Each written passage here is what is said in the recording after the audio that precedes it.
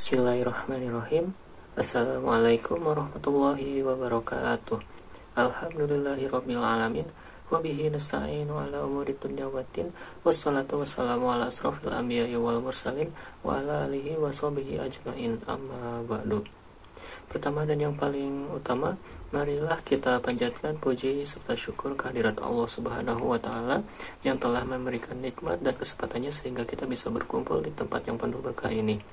Salawat serta salam pula kita berikan kepada junjungan kita Nabi besar Muhammad Sallallahu Alaihi Wasallam yang telah membawa kita dari zaman jahiliyah menuju zaman yang penuh ilmu pengetahuan seperti sekarang ini.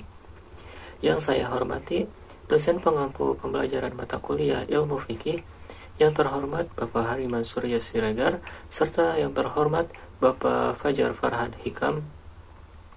Sebelumnya izin memperkenalkan diri. Nama saya Rizky Al-Fajri dengan nomor NIM 121207094 dari kelas C semester 2. Baiklah, dalam pembahasan materi kali ini saya akan membahas dan memaparkan materi yaitu permasalahan kontemporer dalam Islam.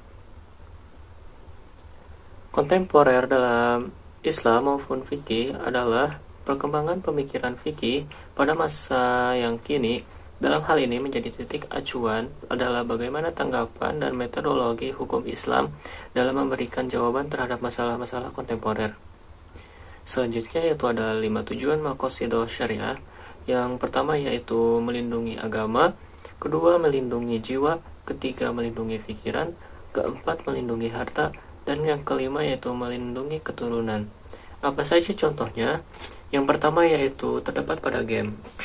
Contoh game yang saya contohkan yaitu pertama ada game Free Fire. Free Fire merupakan game FPS tembak-tembakan antara satu player dan player lainnya secara luas. Apakah game tersebut dapat melindungi agama? Bisa disebut iya dan bisa juga tidak. Kenapa? Karena jika ada permasalahan dalam game itu, terdapatlah sesuatu player yang tidak suka dengan player lainnya dengan membawa-bawa agama, yaitu menjadi rasis. Selanjutnya, apakah melindungi jiwa? Tentu saja bisa jadi tidak apabila mempermainkan game Free Fire dengan secara lama, dalam jangka waktu yang panjang dan lama, dan itu akan membuat rusak jiwanya baik dari luar maupun dari dalam. Yang ketiga, apakah game tersebut melindungi pikiran? Tentu saja bisa jadi tidak. Kenapa? Karena game tersebut dapat membuat pikiran menjadi rusak karena akan terus menerus dan menjadi kecanduan untuk bermainkan game tersebut. Selanjutnya yaitu ada melindungi harta. Game Free Fire juga dapat membeli top up maupun uang untuk membeli skin atau senjata dalam game tersebut. Yang tersebut harus dibeli menggunakan uang asli. Nah, apakah dapat membuat jadi candu apabila kita membeli uang game tersebut hanya sekali? Tentu saja jika kita tidak puas kita akan membeli kembali. Selanjutnya akan melindungi keturunan. Apakah game tersebut akan melindungi keturunan? Bisa jadi iya dan bisa jadi tidak apabila tergantung dari si pengguna game tersebut.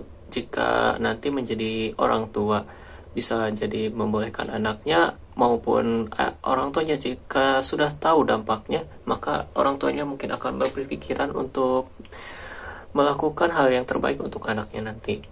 Selanjutnya yaitu ada contoh pada begal. Saat kita dibegal, kita akan memiliki dua pilihan. Yang pertama yaitu harta, melindungi harta. Yang kedua yaitu ada melindungi jiwa.